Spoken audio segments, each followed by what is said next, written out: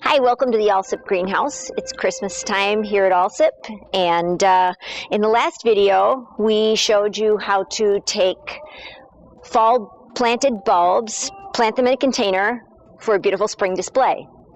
Now we're going to show you how to take that pot and turn it into a wonderful Christmas display for your front porch. Okay, the first thing we're going to start with is a spruce top. We're going to press the spruce top right into the very center of the pot, and the next thing that we use is Frasier Fur.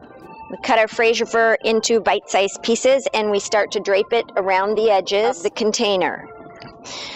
We typically put these in angling out to build some depth.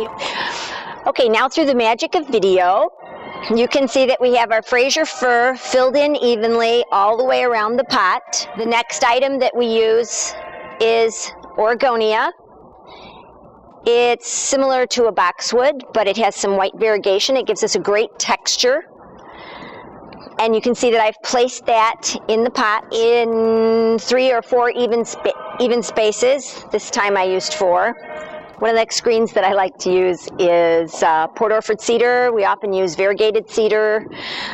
There's also incense cedar. They're all pretty. They all have a nice drapey texture. And often they add a little bit of variegation. And once again, you want to place it evenly around your container. Okay, so then we follow with white pine. My white pine is a great filler for holes that I haven't filled up yet. It gives a super nice wispy texture and really adds a lot to the pot. Okay, once you get the white pine in and you're happy with the overall shape and texture of your pot, it's time to put the real fun stuff in. We have an assortment of ornaments and pine cone picks that you can add to your pot. Typically we use 3. 3s are more pleasing to the eye, and we space them evenly around the pot. Can't forget your winterberry. Everybody seems to love the winterberry. We have pine cone picks. You can make it as simple or as elaborate as you'd like. Pine cones and ornaments are also a great way to fill some of those stubborn holes that you just can't seem to get rid of. And last but not least, we use branches. Sometimes you can use colored branches. You can use red twig dogwoods. There are branches to suit everybody's tastes. And once again, we typically put them in evenly around the pot. As you can see, we have a finished product here. These are the kinds of containers, porch pots that we like to do here at Alsip.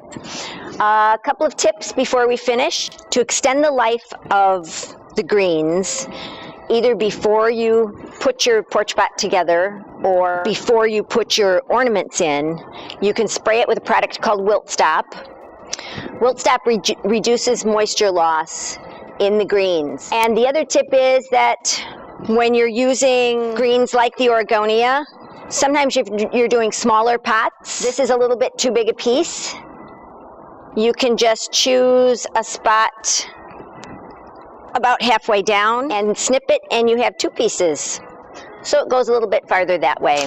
When they start to look a little bit sad or you're tired of them and you're ready for spring to come, you're going to pull these greens out, and then in the spring you will have beautiful blooms from the bulbs that we planted in the bottom of the container. Everybody have a Merry Christmas.